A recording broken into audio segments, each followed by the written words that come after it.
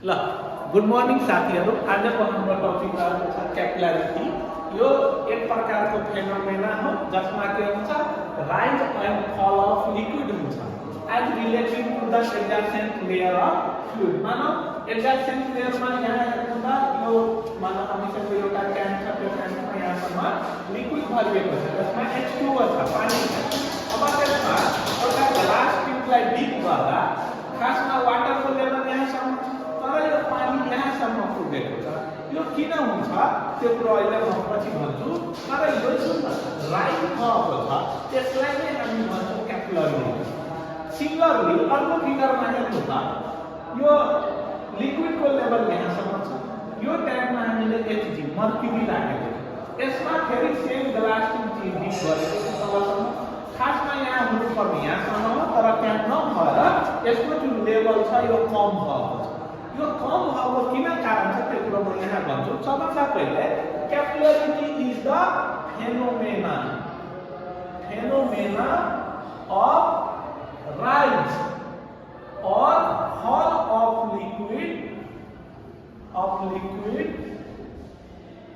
in relative to the adjacent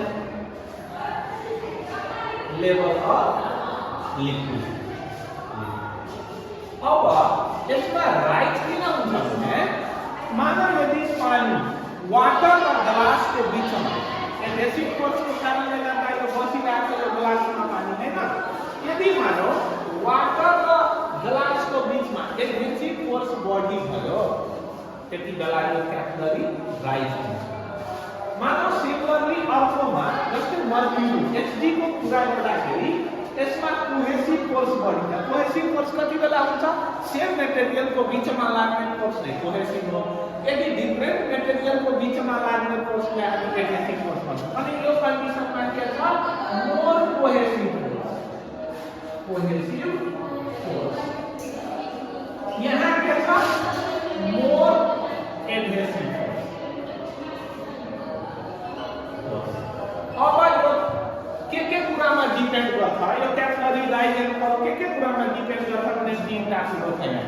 सबभन्दा एकमा unit weight of water, diameter of tube, जुन tube हामी प्रयोग गरेको छौँ जनरली हामी 10 mm भन्दा कम नै राखेका छौँ, त्यही पनि डायामिटर अफ द ट्युबमा, ग्लास ट्युबमा डिपेन्ड गर्छ।